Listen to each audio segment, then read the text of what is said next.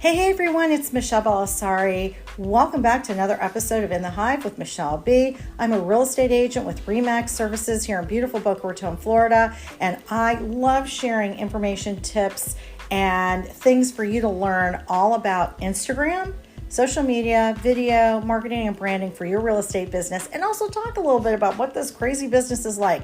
In today's episode, you are going to really get some great information. So buckle up. Now, if you are interested in learning how to up your game on Instagram and grow your following to get more leads and referrals, then check out in the show notes my Instagram 101 for agents. You're going to love it. It's chock full of information that's relevant to us as agents. So stay tuned. Make sure you're following me at the Michele B on Instagram, and let's get started.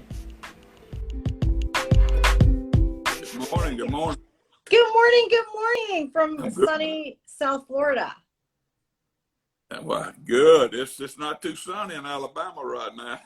Oh, I'm so sorry. You can have some of my sun. It's freaking hot.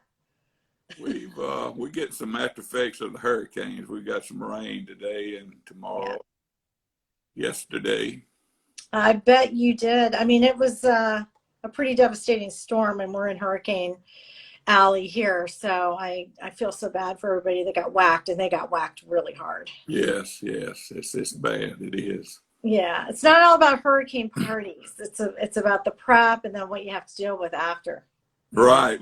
You know, we've been known to have tornadoes around here, so it can be bad. In fact, in 2011, we had one of the worst tornadoes, I guess, in Alabama's history, and I personally lost 26 rental houses and a commercial building total. I was going to ask you about that because when we're talking about hurricanes and weather issues and stuff, and with, you know, what you do, and I'm going to have you introduce yourself to everybody here. Let's talk a little bit about the upside and the downside. That would definitely be an issue. So go ahead, Rick, and introduce yourself. I'm so glad you're on today. And I'm glad to be here. Yeah, this will be fun. Well, I'm Rick Jarman. My page is on Instagram is Real Estate Old School. I also have a YouTube page. It's Real Estate Old School. I was a full-time home builder for 31 years and did flipping on the side and buying rental property. I've been a real estate agent since 1983. I went full-time in 1984, got my broker license in 86, and had my own real estate company since 86, but I've been building for myself since 84. So been doing it a while, about 36 years, I guess, full time. Yeah, you have. And you've been doing it the whole time in, and I never thought I'd say these words, in Tuscaloosa, Alabama. Yeah. I'm a Gator, guys. I'm a Gator, so. Born and raised here, you know. Yeah, I've been blessed. I hadn't had to go out of my county. I tell folks, they'll ask me about Birmingham or something. I say, look, I don't know anything about that market. I don't go out of my own county. Well, see, that's a really good point, because I think sometimes, there's so much information out there. A lot of it's not good information, but investing where you live in a, certain circle of miles, there are things to be found and things to be had that you can invest in. Like you said, you've done flipping, you're a contractor, and in today's market right now, I think not just real estate agents, but people in general are looking for different things to do with real estate. So I'd love to hear your take on that and the pros and cons and the upside and the downside. Well, a lot of times people get into the real estate business as an agent or whatever, and then they want to get into building. Where I was into building, before I got my real estate license, actually, and when I got them in 83, it was just helped me find more deals, I thought. And then I got to selling real estate. First thing you knew, and you probably won't like this word either, I was working at the University of Alabama in maintenance. Oh, God, you just in housing maintenance for 10 years. So, I was doing all this on the side. So when I was selling enough real estate, I knew I could live on it. That's when I went full-time, built my first house. But I think if a person today, with everything like it is, the cost of material and everything, if you're a real estate agent, start buying you some rental property, flip you a house or two. It works good because, you have freedom in that job, you set your appointments and your schedule. So if you need to check on your house between appointments, you can run by. There's not like working a 9 to 5 where you got lunchtime and maybe make a couple calls during break, So I think it's just another good way to help increase your net worth as time goes on, plus make more money. But the big thing is, if you're going to be an investor, never think like a salesperson. And I know that's not, but it's easy to do. People ask me where I get most of my rentals I buy and whatever. Like I closed one yesterday. It was in the MLS. I mean, a deal doesn't have deal written across it. I mean, you've got to know your market, know what you're looking for. And most of the time, a salesperson is trained to sell. That's what they do. That's what you want to do. That's how you make your money. So if you decide you're going to become an investor, you've got to switch gears and think a little different.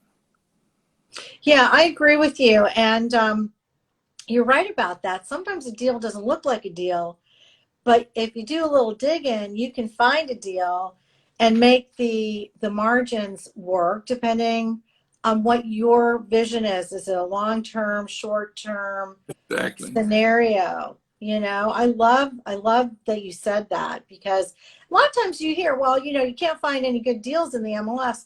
Well, not for nothing, but how many times do real estate agents put incorrect information in, like missing a bathroom or missing a bedroom or just something so important that you're like, oh, they missed that. Well, I've got, like I said, I've got almost 500 videos on my site. I'm not trying to sell anything to anybody. I tell them I don't want the money. I'm doing this to help people through my videos. But I've got one video. There's a preacher over in the Ozarks of Missouri, watched it. He contacted me, and I was talking about always check the square footage yourself. Don't count on what the real estate agent says. Don't count on what the courthouse says. And he was buying a piece of property, and it wasn't as big as they were saying it was. He saved $20,000 on the deal. Went back and said, look, this is not right. And so he sent me a box of cigars. As y'all know, I'm a cigar smoker. So he sent me a box of good quality cigars. I kid him. I said, that ought to be worth a box of cigars. But it's true. It happens. I mean, everybody gets busy. You're going to go with what the courthouse says or what the owner says, or they'll show you a set of plans. Trust me, I built enough houses to know those plans aren't always right. That's a very good point. And I think that's, one of the disclaimers agents do put in, many, I'm one of them, that, you do need to measure and know. Don't rely on what's necessarily in the MLS, because, it is what it is. But I think that's fantastic. Let me ask you a question. What, out of all of the things that you purchased over the years, what would you consider to have been to date maybe your best deal? I've never been asked that. I've had a lot of good ones. I've had some bad ones, but hopefully more good ones. I tell you one memorable one I had up on Lake Tuscaloosa. There was a guy that developed. It was kind of early for its time. He had smaller lots, like they were going to be garden homes. But see, on the lake, you pump your sewage, so they had satellite lots for all that. But it wasn't taking off, and he promised he'd build a swimming pool and all this. He's basically losing everything. And I went in and bought all the remaining lots. There were 14 of them. One of them was right on the water, was a big lot, which was easy to sell. And the smaller ones that were right on the water was easy to sell. But the smaller ones that were inland, you couldn't sell them. So we went in and dredged out a little place and fixed everybody had a boat slip. We took the double lots and made one big lot out of them. So smart. Yeah, I mean, he couldn't see it different than he was looking at it. And so we did, and we had a big win with it. It's just, sometimes you got to look at it from outside, because somebody gets so committed. It's, you've seen it. Why does somebody think this house is worth this much? Because it's their house, Yeah.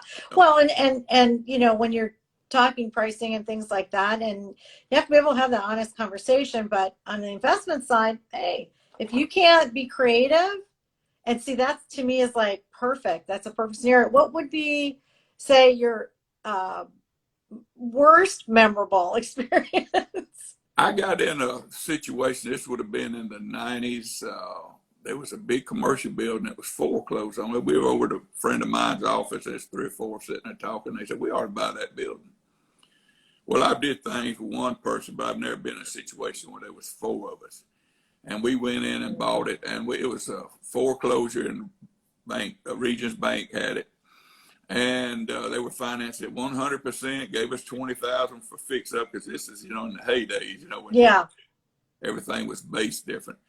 And right off the bat, I had a contract where we were fixing to sell it and make like $80,000, like in 2 weeks. That's a lot of money. Yeah. But one guy didn't think it was enough and ended up, couldn't sell it then. So finally I just said, me and another guy said, you just buy us out and we're out of here, because, I learned a lesson then, I like having control of what I do. Or if I deal with partners, and I've got videos of how I used to deal with partners, I want them to, if they're bringing the money, I got the talent. Now, I don't mean that wrong, but I mean, you've got the talent to do what you do. If somebody's going to be an investor, you want them just to put up the money and wait on their return and let you do what you do. So that was, 4 builders don't need to be doing something together unless they're developing lots and splitting them up, I had an investor many years ago say to me that partners are for dancing. That's right. I had a partner in my day-to-day business. And I, when that was kind of like a bad divorce, and I've never been divorced, but I've seen enough of them. So I said, never again. Now, my son's my partner, but that's different, He's it is. Real estate company, and he and I own some property together, but I don't mind having partners if I'm flipping something or buying something or whatever, but other than that, my day-to-day business, I don't want partners. Yeah.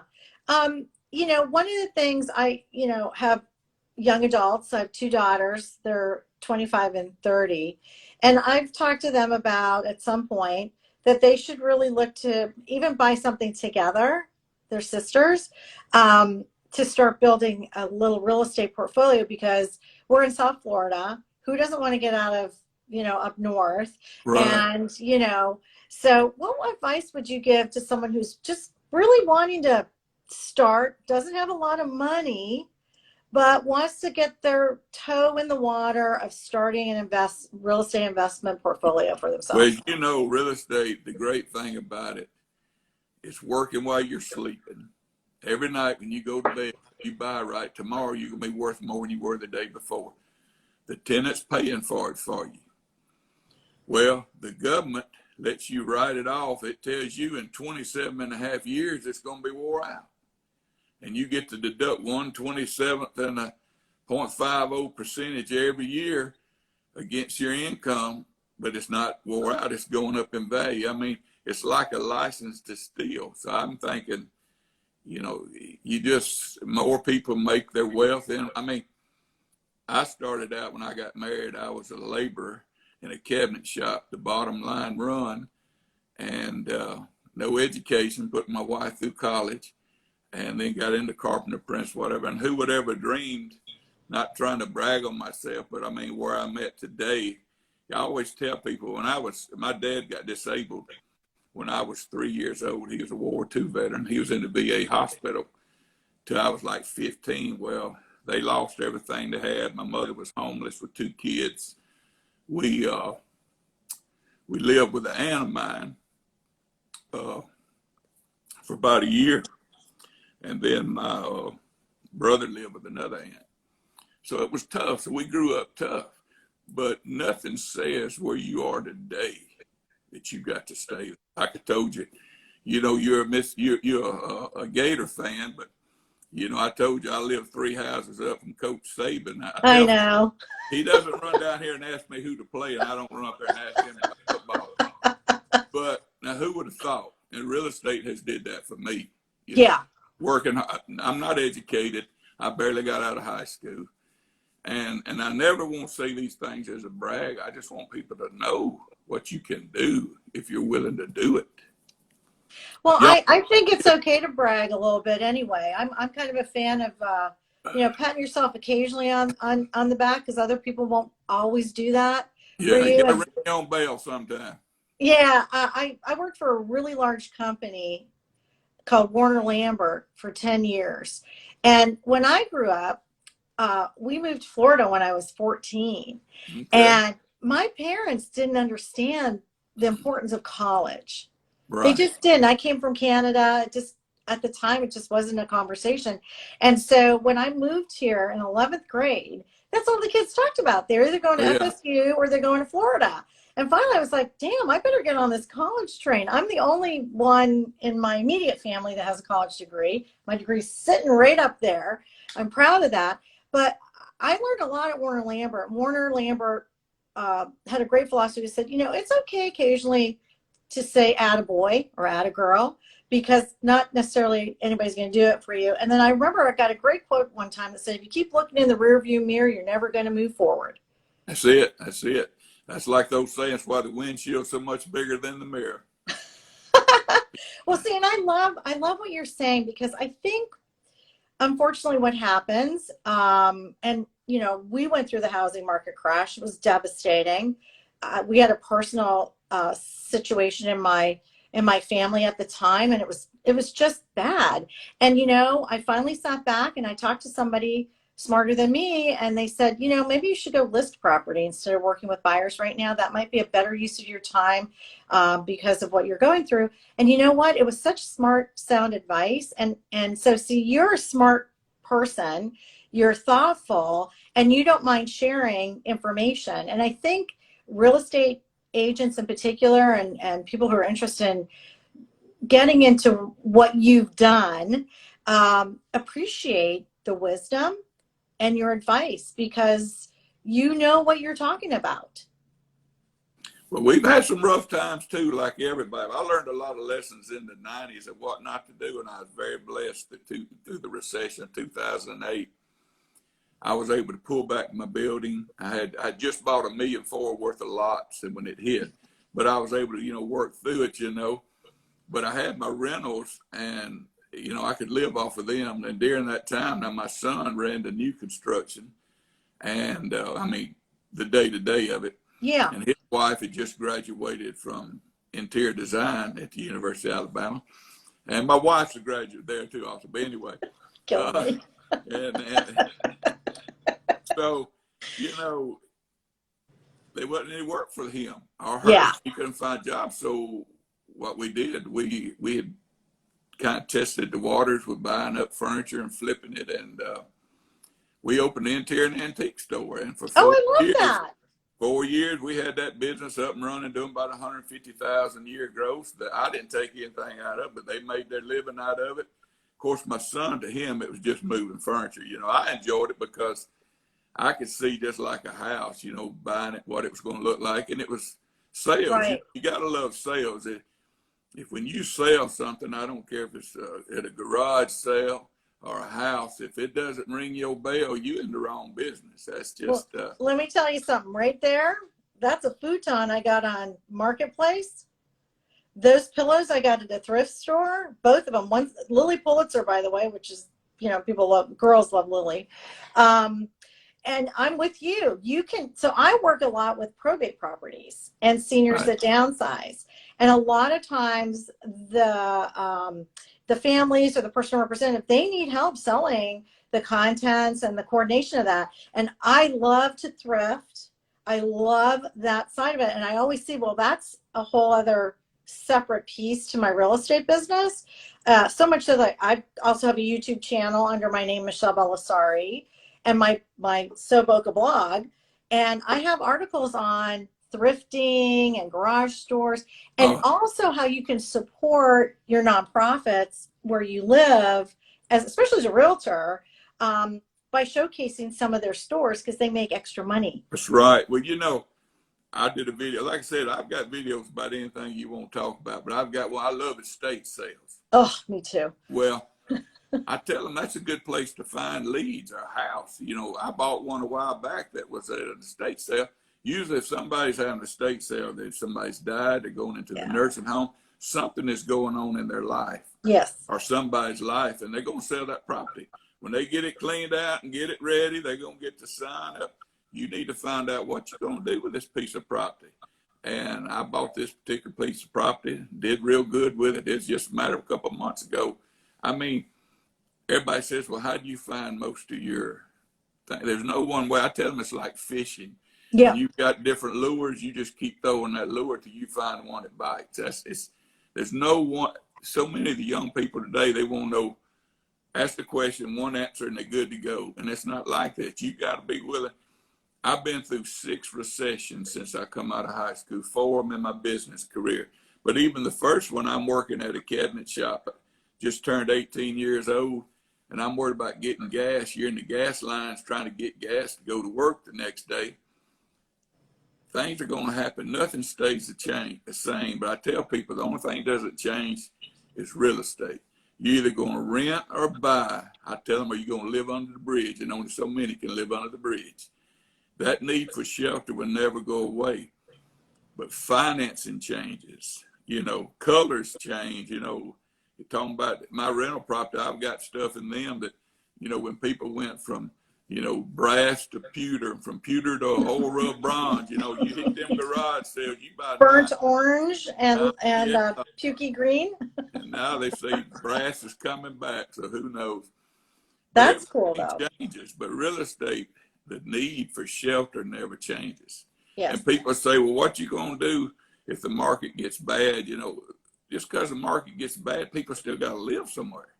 They can't say, well, I'm not going to rent or buy right now. What you going to do?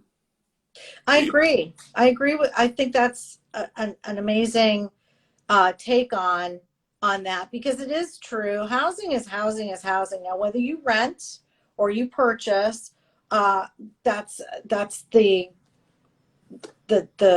choice that someone makes based on what's going on in their world. And, you know, I think investing in real estate is one of the coolest things that somebody can do. And, you know, certain areas of the country are heavy on mobile land combos and manufactured homes, the Florida Keys, for example. And, you know, we have a mobile land property down in Key Largo. You know, there's all types of opportunities out there. It's, you know, you find what works for you and be open to, you know, I've got a video where in the 90s, I got into a modular home situation for a while. And I'm not talking about mobile homes. This is where homes were built, you know, in a controlled environment, come out in 2 halves. And it went, you know, it went great till the plant went out of business and we had to honor contract it. But I showed some pictures of how it was, you know, and you know, I was young then. I was early 30s, and so I was trying whatever, you know. But I'm going to get back one thing to, we was talking about the recession of 2008. I think I saw where Pinky came on here a while ago. And I know you're friends with Pinky. Yeah, we're good friends. I think that's how I got hooked up with you. When we had the store back in those days, a buddy of mine moved to Naples. And so he wanted me to bring some of his furniture down there. I had the trailer that I used in the store. So when I got down there, I was amazed at the thrift stores. I mean, even in Naples, I told folks Naples is as clean as New Orleans is dirty. And that is a neat town, and their thrift stores were good. We loaded that. We didn't come back empty-handed. We bought a bunch of stuff for the store. Oh, yeah. It's real pretty there. It's but real one pretty. other thing, you got to look for opportunities even in the bad times. During the recession, as we were getting over it, there was property I bought that didn't necessarily meet my, I'm talking faster. I'm thinking faster than I can talk with this southern drawl of mine. Love the draw. But there was property I bought, you know, that didn't fit my criteria to keep as rentals, but I knew I could make money on when things turned. And even right after the recession, I was able to increase my net worth by $2 million through deals I bought and sold afterwards. You know, and that's why so many of the people that are in it now got in it during those years, 14, 15, when things, you know, was coming out of the recession in 2012. Right. But it's been all uphill. That you know, a blind person could do it right now. You know, you throw a piece of property up for sale, if it's priced right, you got multiple offers. You know, that's not the norm. I mean, you've been it's not the norm. And it's not always going to be this. I hope it is. But you've got to be learning more to be prepared when it's not. So we have a couple questions here. Somebody's asking about private money lending. How do you find those people to work with? And a second question I have is your thoughts on seller financing. I love seller financing. Yeah. To me, that's the best thing there is. You know, if you can get a seller to finance, I'll tell you a little trick. Now, I've got videos on all this, folks. Oh, good. Okay, cool. But one thing I like about seller financing and what I do, when I go to talk with them about it, I always have an amortization schedule printed out. And anybody doesn't know what that is, that's a schedule showing how much, you know, the principal and how much interest. And I usually do everything 15 years, but most time when you do with an owner finance, and they're not going to go the whole term of the loan, but they might. But most time it's like a balloon payment, which comes due for those that don't know, like say 5 years. You may amortize it over 15, balloon in 5. Well, you show them with that amortization, here's how much you're going to make. They're going to say, I'm going to make that much. Yeah. You know, I'll give you a good example. I got a private money lender I deal with, and we closed on something yesterday. I bought a rental house, and he was telling me he's got a $100,000 that's been in his bank that he uses a lot. And he doesn't really leave it in there long, but he was drawing 0.80%, which is $800 on $100,000 a year, which is nothing. He gets a letter, they dropped it to 0.02. That's $20. $20 on 100,000 if he left it in there in a year. Folks, people's got a little money. You show them where and don't be scared to pay more in the banks. If the banks are charging 5%, you give them 6, 7, 7. You're going to save so much closing costs. You're going to save on, you know, surveys, all that stuff. And they can make that kind of money. And they're going to be, you tell them you're going to be playing the bank. There's going to be a note. There's going to be a mortgage, just like the bank. The insurance is going to send you the information that I got insurance. And you show them what they're going to make, they can't hardly wait to sign. I love that. And don't wait to, like, if it doesn't say anything about seller financing, ask, right? Right. Everything's negotiable in private money lenders. People get private money lenders and hard money lenders confused. And same way with owner finance. And owner finance and private money lenders, everything's negotiable. It's whatever the deal you can cut. I've got one private money lender I use. He charges 2% origination. I got another one I use. He doesn't charge anything. One of them charges me 7.5%. One of them charges me 5%. Now, which one do you think I'm going to go with if I can, you know? One I don't have to pay 2%. But it's like I was explaining to my son one day. Say I'm borrowing $100,000 from the guy that charges 2%. Like I said, let's say he had that money in the bank, he's getting 3%, which that's unheard of, but let's say he's getting 3% on 100,000. It's $3,000 a year, right? If he left that $100,000. Well, I'm paying him 2% up front. He just made $2,000. Plus he's making 7.75% interest on his money every month. So if it was 7% on 100,000, that's $7,000 versus 3% that was, you know, if he got 3, which you know you can't. So there's so many things. If you can find people that have, you know, I find lawyers, accountants, appraisers. It could be your Uncle Joe, anybody that's got a little money that wants to make more than they're getting at the bank. There's no one lure for everything. You know, you just got to just be looking. You know, no matter what, I swear to God, every conversation I have like this kind of thing goes back to fishing. My husband's a boat captain. Is that right? Yes. Even when I had my kids, the doctors and he talked about fishing.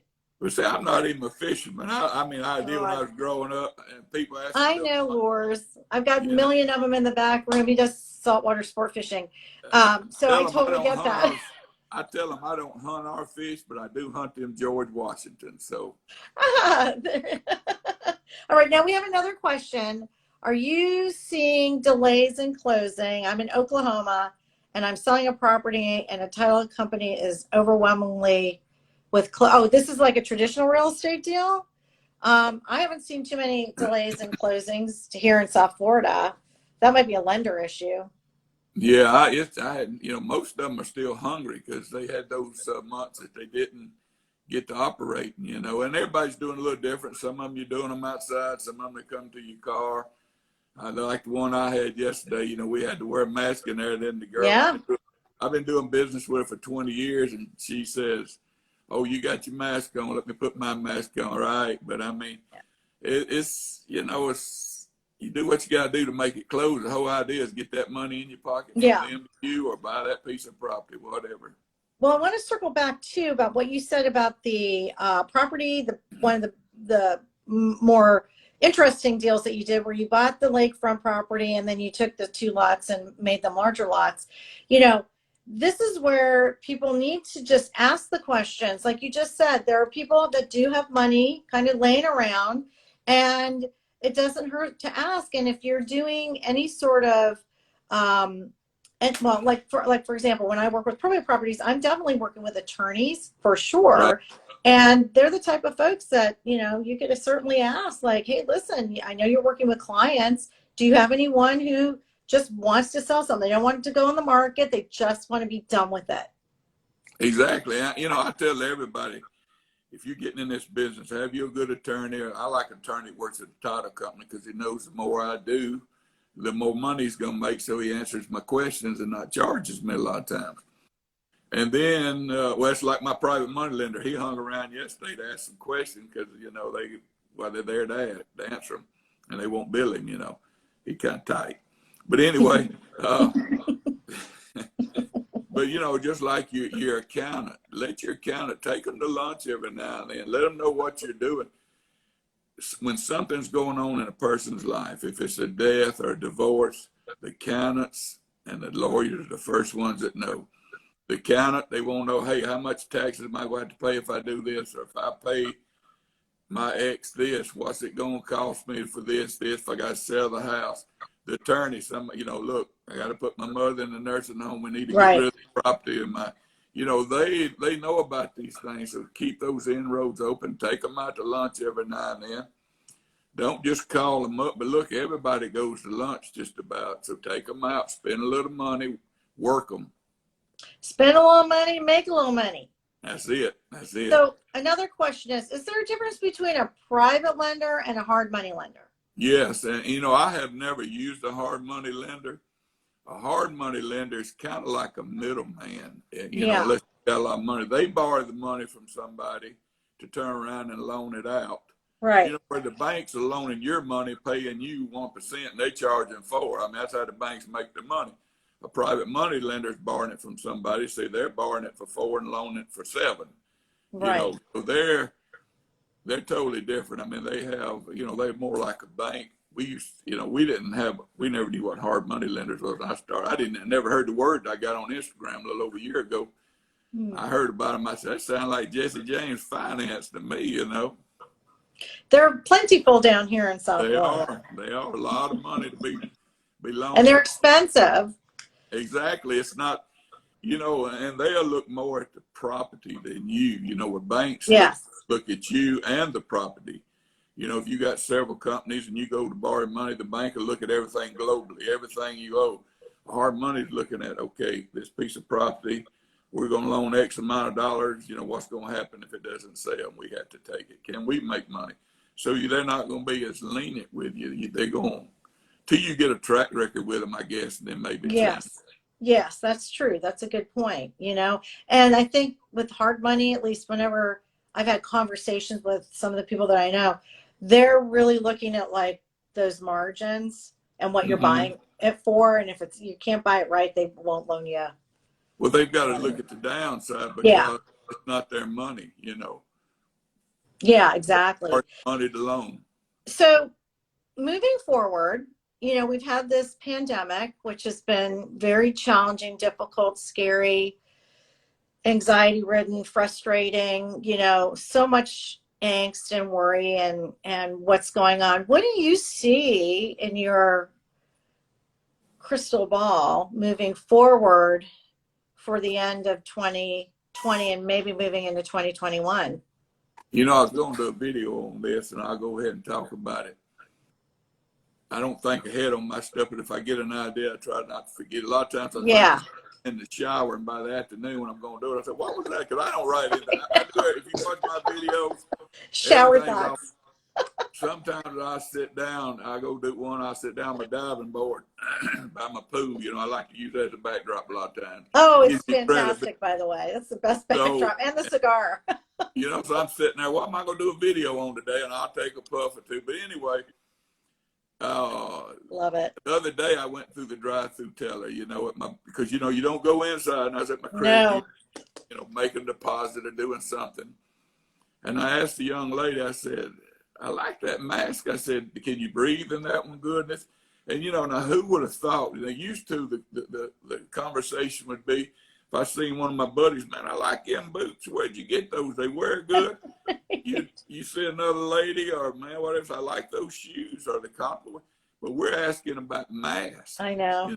So we have adapted already, whether we realize it or not. I mean, the other day, my son and I was kind of slow to. I still just where I had to wear one when I'm around people and all, you know, but I'm not one that you see people running around the car with it on, you know.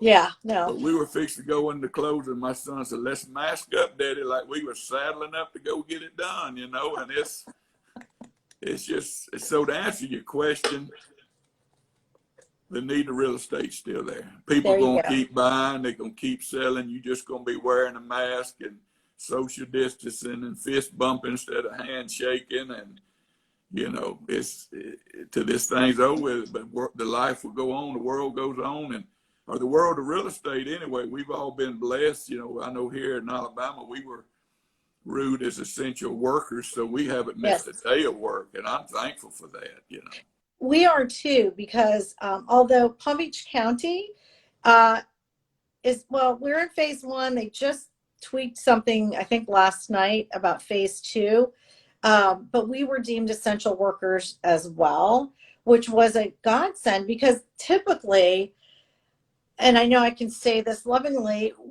it ends up being a shit show for real estate. And who would have thought that, in all honesty, we weren't even part of that issue. The restaurants got whacked, the small retailers got whacked, the big retailers got whacked.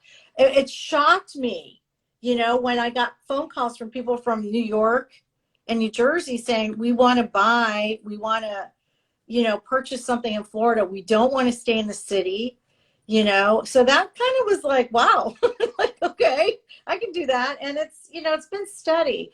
I don't think we're having the same sort of multiple offer situations here. Like I'm seeing like crazy stuff going on in different states. We have them here, but I'm not seeing like some of these like consistent, like my feed is not filled with people constantly saying, oh, I had, you know. Well, but I'm going to take a second and thank all my followers that are on here. I hadn't been reading everything. The notes are great.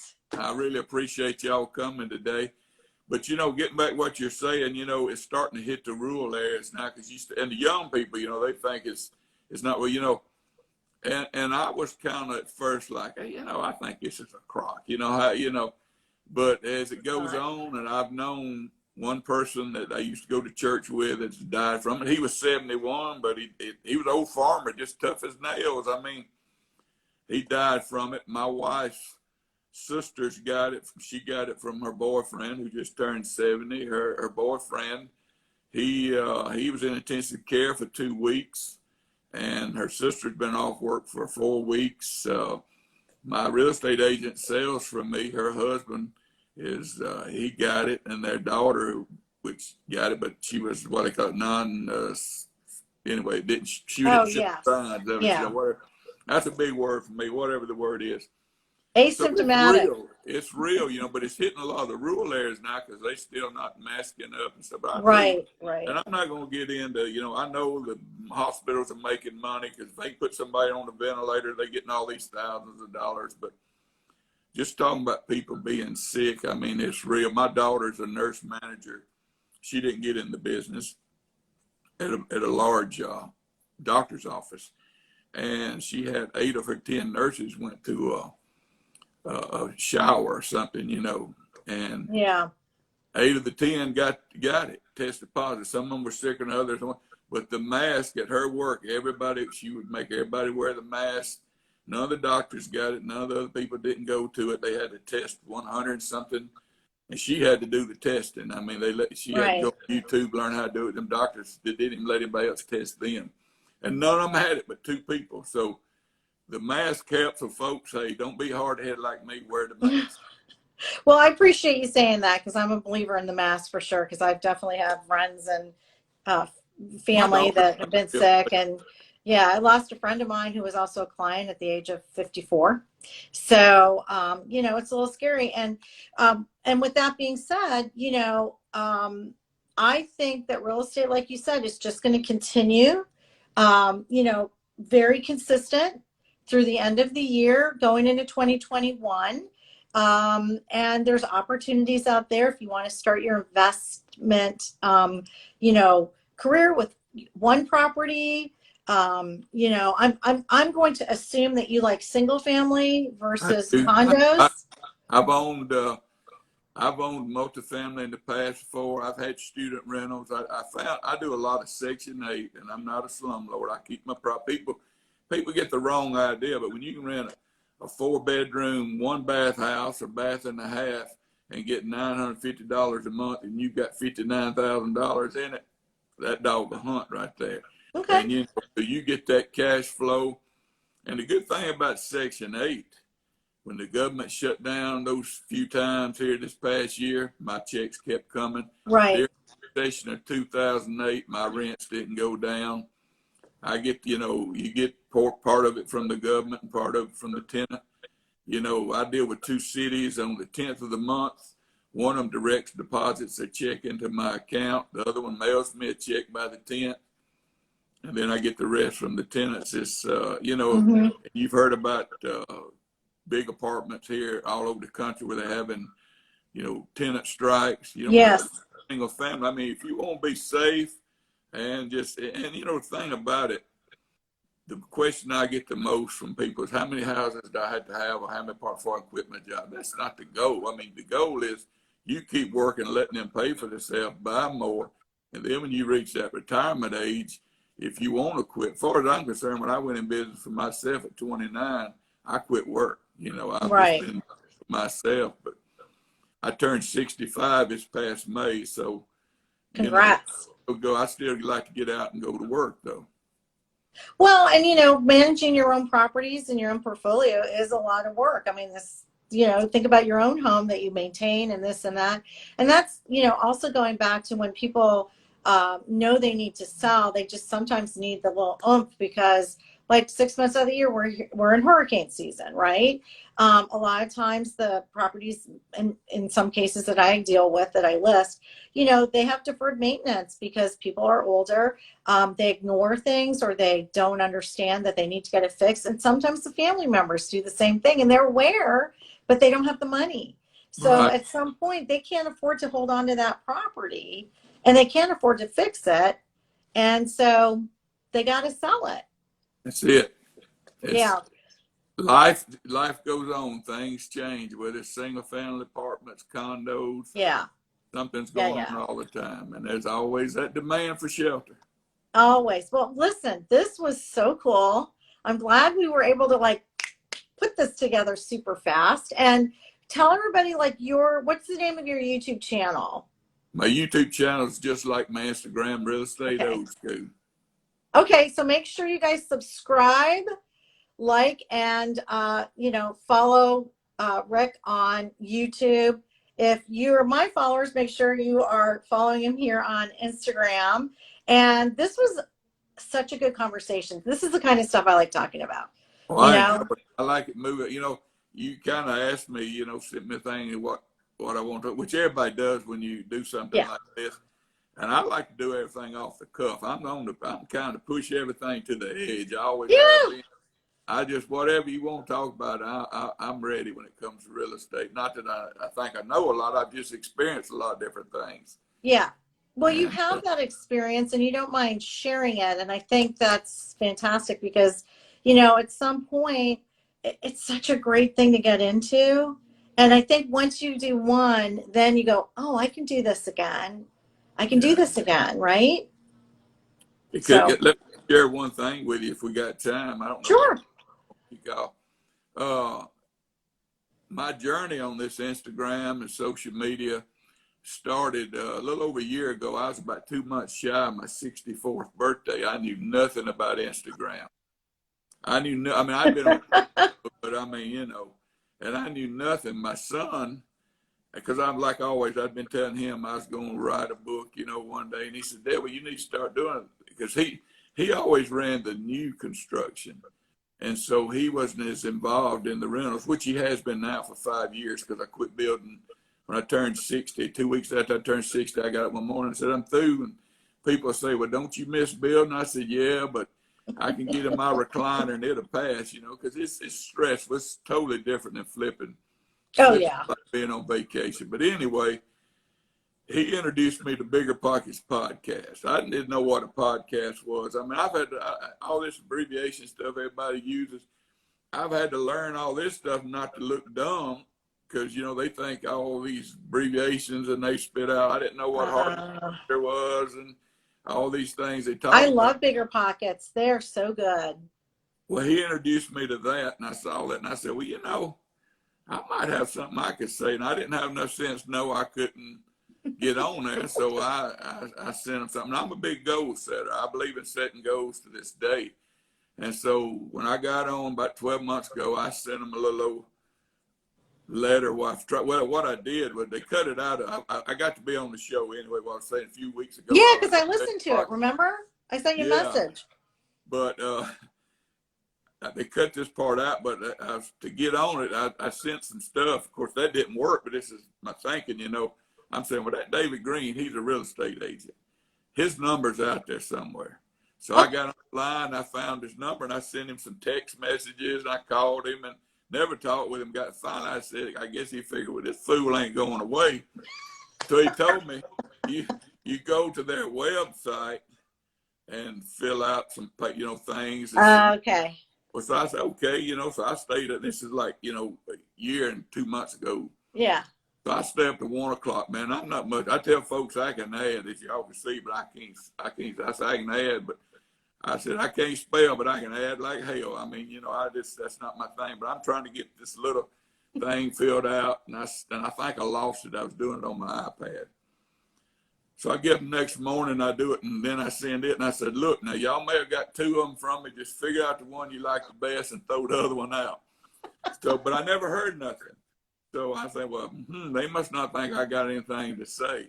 So that's when I decided to start a YouTube, and my YouTube didn't do very good. I said, I just must not have nothing anybody wants to hear. I was getting a little discouraged, but I'm not a quitter. So somebody said, well, try Instagram. Try the gram. Like I said, I didn't know what Instagram was. I thought it was Facebook for young people. So it about is, you know, I think I'm the oldest one I've seen on there, except that billionaire that cuts it all the time, you know. But I get on there and I start my Instagram page, and it just took off. People seem to enjoy it. I like the format. A lot of people say they like my videos because they're organic, and I say, well, they're half-assed, you know, because I don't put a lot into it. I just jump out there and do it, and you know, I mean, it might take me 10 minutes, and you know. I don't put a lot of thought in it. I just say whatever's on my mind. Yeah. And what I like about it, I can be running down the road, and I used to do them. I was driving down the road. My attorneys kept saying, you need to stop doing it. No. So now I pull over, you know. But in fact, I got one where the cop's beside me, you know, and I'm sitting there talking. So I said, he's gone. Yeah, he's gone. Then I go back to my video and left it all in there, you know. So yeah. It's just been a lot of fun for me. Like I said, I'm not trying to. You know, when I do write that book, I'm going to sell it, but I'm not trying to get, I don't want anybody, if you ever get anything from somebody saying to me, want your money, I don't want your money. So it's funny because I am 58 and my girls got me on Snapchat, which is how I met Sue, Pinky Benson, back in 2016, I think it was. And so I started really enjoying this, like, short 15-second videos, using the filters, all that stuff. And I was like, damn, I got this. And my girls were like, would you get off of Snapchat? You're driving us crazy. But then it went over into Instagram. And so, you know, I speak and talk about, it doesn't matter how old you are, engage at any age. Instagram's awesome. And if you do have something you're selling, you don't need a website. You can just use Instagram. I mean, it doesn't matter. Or you could just organically share information and be a resource and be a human and connect with people through the DM, which is basically how you and I started really connecting. I think Sue connected us. And then it's like, yes, you can build relationships. And yes, you will close some deals at some point. somebody will reach out to you. It's not a guarantee, but look, if you're out there giving good information and just connecting and being a good person, it will come back to you. Hey, I've made so many friends. When this pandemic's over, I got places and people I'm going to go see. I had a condo for 13 years down at the beach at Gulf Shores, right on the beach. Two of my buddies, and we never rented. Every third week was your week. But let's tell you how much I love to work. We owned it almost 13 years. I never split in a full week there. Yeah. But I told my wife I want to travel more and whatever, and it was getting harder to go down with the grandkids and stuff. So we sold it. We may eventually get on, because I do miss it. But one of the partners that was in on the deal bought one, so I just been renting his. But just so true, Instagram, you make these friends, and I mean, it's just, Mark McMahon, he's out of California, but my mind just went blank, near Newport Beach. I can't even think of Laguna? Costa Mesa. Costa Mesa. So he and I do a live every Wednesday night. And I mean, we talk all during the week. Yeah. And somebody asked if we ever did a deal together, and we told we've never even met. We just got to know each other on here, and I've got a lot of new friends like that. And it's just been a lot of fun. And this helped me. It's been hard for me to want to pull back and not keep pushing that envelope. And at my age, you at some point you got to say, I don't need to take that chance, Yeah, no, I think it's a pacing, I think, thing. And here's what I see happening anyways with you. And this is what happened when I met Sue, and I met so many this is a group of us that actually connected from Snapchat. We did all meet in person in Park City, Utah in 2017. And we're all social media, love it. And that was a game changer, because that kind of helped me start speaking more on it. Then I recommend Sue, and she'll recommend me, and then, blah, blah, blah. And so I think, and Sue, if you're still on here, Rick needs to be out at RE/MAX R4 in Vegas, if they have it this coming year in 2021, because we go out there and we have a phenomenal time. And I'm sure you'll be at some major events in 2021, my friend. I hope so. You're great. I'm not against making a little money. I am a businessman. It's fantastic. Well, you probably know Ricky Carruth, right? Ricky? I've never officially met him, but I know of him, and I do follow him now, Yeah. And but he better start following me. Oh, well, I'll send him a message and tell him you better damn well be doing that. But yeah, he was one of the guests on my podcast. When I first met him, super nice, and he too gives a lot of great information to agents, and I think it's just fantastic. Well, listen, it's a fabulous Friday. I know that I'm gonna chill out this afternoon. I gotta go pick up some condo docs, but that's cool. I'm in, and I so appreciate this. This was really cool and fun and informative, which is what I love. Well, I appreciate it too. I hope I didn't talk too much. I enjoy talking. I enjoy sharing. So no, it was great. I want to know, last question. What's your favorite cigar? I smoke Monte Cristo Cubans. Oh, you I've do? got a for the Cubans, and I've been on, I get on different. I've been smoking premium cigars since 1984. When I went full-time real estate, I guess I thought I was a big dog or something, but I'd smoked cheap ones before that. And in fact, when I was 60, I said, well, I want to quit or keep going, because I'd cut way down. And I know a lot of people think I must smoke every day, but I'm down to about 2 or 3 a week. I don't, I don't smoke them, but but it's kind of like one time this lady told me, says, those diet drinks, they cause cancer. I said, lady, I've been in construction for 47 years, full time. I've been exposed to so many that cause cancer. Them drinks are the last of my worries. So, I enjoy them. So I don't chase women. I don't drink. So you got to do something, You know what? My father-in-law loved his cigars, and he didn't do one every day either. And that's, it is what it is. As a matter of fact, my husband and his brother, my husband's rehabbing a 42-foot sportfish boat. And he's terrible to buy gifts for, by the way. You men suck at that. I hate having to buy him birthday, Christmas, whatever, suck. sucky, sucky. But we have a Tommy Bahama here. So I hit Tommy Bahama and I got a really nice ashtray, but for a cigar. That's right. I think it's got a double, so you could have like 2 cigars in it. Because I'm like, what the hell am I going to get them? There was years I smoked 1 a day, and on a long day, maybe 2, but I'd almost quit. And my wife says, look like you just go. I was down to like 1 a week, I said, well, I just love them. I enjoy them, and they do relax me, Yeah. And hey, I go to the doctor sometimes, and I go regular like everybody, it's more, you seem like you go more as you get older, but yeah, I'm a big guy, I'm 350 pounds. I come out of high school, I was 249, 36 weight. So I had that athletic build, even though I wasn't an athlete. I worked. Got it. Got that furniture disease, your chest drops to your drawers,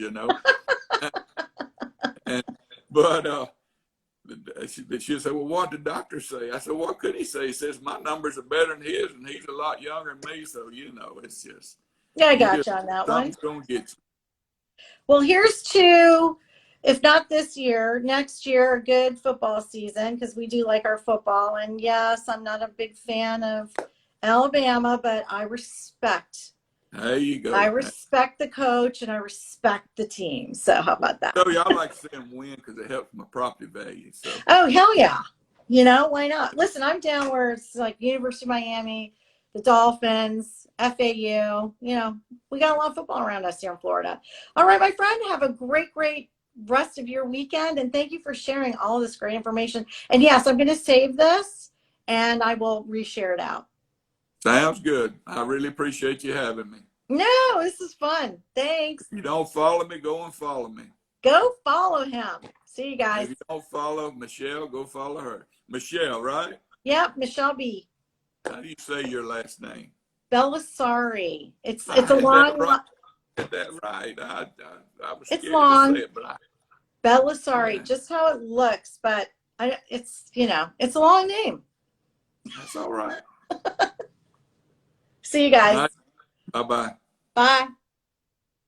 Thanks for joining me for this episode of In the Hive with Michele B. Please make sure you're following me at the Michele B on Instagram. You can also find me on YouTube under Michele Bellisari. I have 2 accounts there, and you can certainly check that out.